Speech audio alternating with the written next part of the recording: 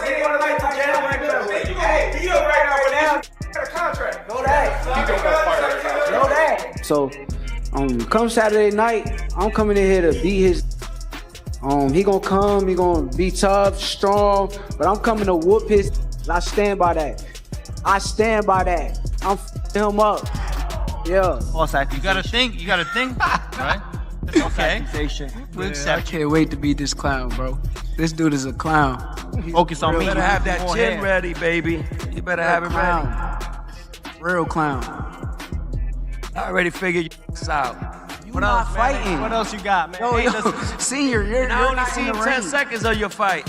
I seen you fight before. I only You seen can't 10 fight. seconds of your fight. You're boring as hell. Come on, bro. Stop it, bro. Boring, man. You almost got knocked out. Even your daughter said you got knocked out. T.O. got hurt his last fight, too. Didn't he get hurt his last fight? Man, if it wasn't for those throws. Did T.O. get hurt his last fight? My son don't be throwing punches, Did T.O. man. get hurt his last fight? Terence Crawford's appearance at the Stevenson Press event altered the energy almost immediately. What began as a routine media session started to feel unresolved and personal. As Shakur Stevenson and Teofimo Lopez moved past respectful exchanges and began speaking more directly about defeating one another, the tone grew noticeably heavier. The shift was clear in their delivery, the overlaps in conversation, and how self-belief began to outweigh restraint, turning stage promotion into genuine tension. I seen a lot of weaknesses in his game too, and something that he said earlier, he said, T.O. never lost to Southpaw. Well, I never lost to Orthodox. So, it ain't no different, but the difference is you never fought no elite fighter. Okay, I don't think y'all did either. Oh, so you gotta show it, baby. I don't think pressure's y'all on did you. either. I ain't see. Not on my son. I ain't see Lomachenko throw no punches. You never been on a big stage like this. I didn't see Lomachenko throw punches for You 6 never rounds. been on a big stage like I this. didn't see Lomachenko throw punches. Because we for 6 froze rounds. Okay, you gonna see. We gonna freeze you too. You better not. What immediately stood out was the way the first speaker framed the disorder as something that was bound to happen. This wasn't aimless noise or empty talk. Long simmering friction finally surfaced, with Shakur directly challenging Teofimo's legitimacy. Teofimo responded with sharp criticism of his own, labeling Shakur uninspiring and fragile. Neither man showed any interest in easing up, and the tension in the room felt close to crossing from verbal into physical. That's what I do. You know, we broke the code with Loma that nobody had ever done. You know, we didn't let him get comfortable in there. You saw that, you know, within like 8 rounds, he didn't know what to do. I did the same thing with Josh Taylor, and we're gonna do the same thing with Shakur. Real hard. Man, what do you say to that, bro? Like, you hear him, bro? I just can't wait to beat him and shut him up, bro. T.O. not on this level. T.O. is a high-level fighter, but he's not on my level. I'm an elite-level fighter, and come January 30th. From there, it spiraled into non-stop verbal. After that, the exchange unraveled into non-stop verbal disorder. As soon as Terence Crawford was mentioned and became part of the conversation, the intensity climbed even higher. Figures of his stature don't involve themselves unless the situation has real weight. The fact that the confrontation continued to escalate despite the presence of highly respected champions made it clear that neither fighter was concerned with image or optics. You're gonna come fight night against Teofimo Lopez than I was against Cepeda. 1,000 times better, faster, sharper, stronger, mentally more on point. And I can't wait. You said a couple of times now you see some holes in Teofimo's game. I know you don't want to give away your game plan at the kickoff press conference, but where are the weaknesses? Where are some of the weaknesses in his game? A lot of the weaknesses is in his mental. I think there's more mental than anything. And Speaker 1 pointed out that Teofimo Sr. escalated the tension by referencing wins over Lomachenko and Josh Taylor, framing them as pivotal achievements.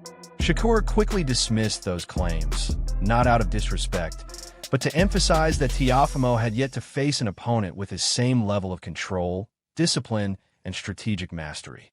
Yeah, reminder, Chris, this place is special. I think when this fight was talked about, I think both Shakur and Teofimo Lopez need a huge amount of credit for making this fight.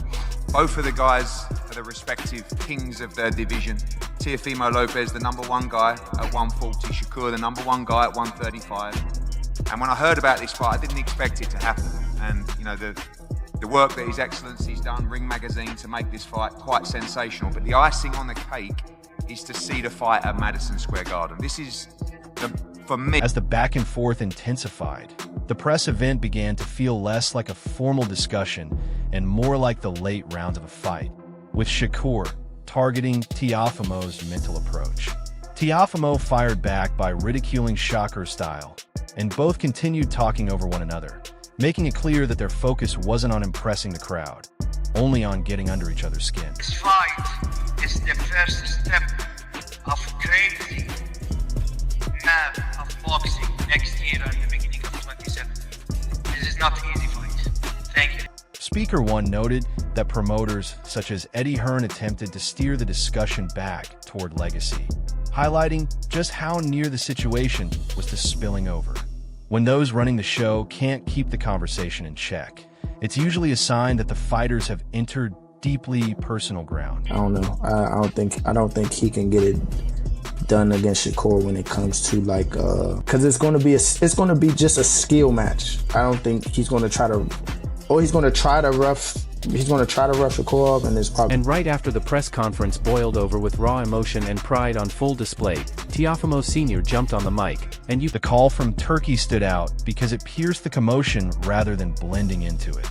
Speaker One correctly noted that the caller's calm, detached delivery heightened the tension, serving as a subtle reminder to both fighters that beneath all the shouting, far bigger stakes were in play. Yeah, but he really wants to fight Crawford, and we're gonna call him out after we beat up his boy. You know, That's the game plan. Even though you guys have, even if he requires you, well, he ain't gonna fight us, man. He ain't gonna fight us, man. We've been chasing this guy for the longest. My son is even willing to go up to 160 to fight him. You know, listen, speed kills.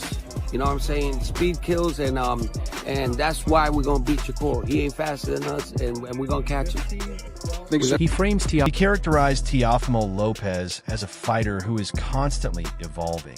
And when Teofimo Sr. took the microphone again, the energy shifted from emotional tension to calculated assurance.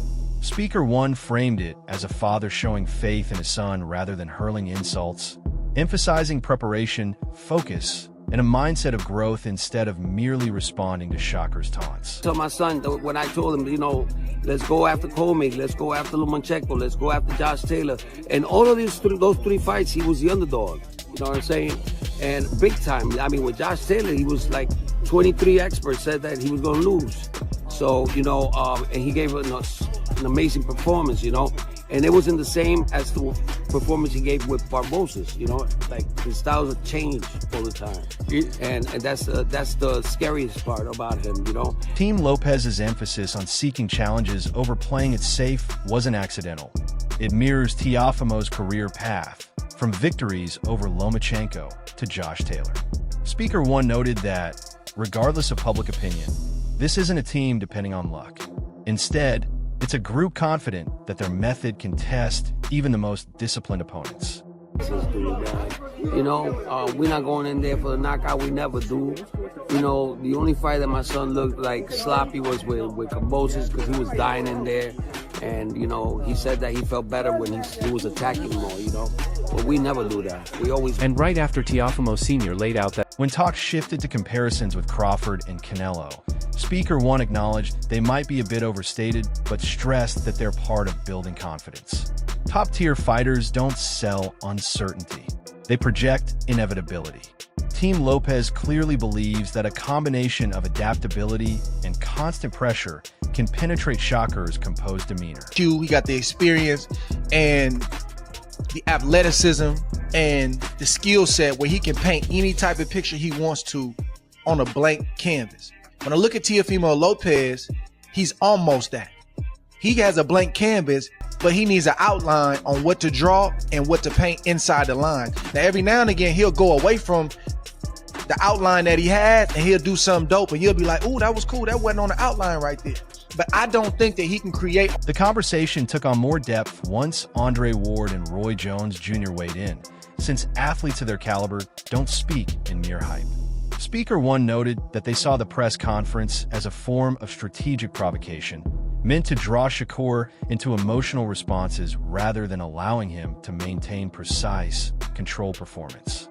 By being as disrespectful as he can at the press conference, because he wants to try to piss this kid off so the kid come fight with him. You understand me? Because with me, he have exactly what he wanted. As soon as I go in there, I'm coming straight to his head. You understand where I come from? So, but I think that's what he's trying to get. Yeah, you feel me? But I think that's what he's trying to get Shakur to do. Because why would you say that? What does that have to do with boxing? You feel me? He knows that Shakur has great feet, and he's not gonna be able to catch Shakur if he lets Shakur take his time to do what he does. So he got to try to make Shakur come in and try to kill him, which is what he just. And right after Andre Ward and Roy Jones Jr. broke down Shakur as a fighter who excels at adapting in the moment, while Teofimo performs best within a structured game plan. This lens transformed the chaos into strategy, making the verbal jabs seem like deliberate tactics.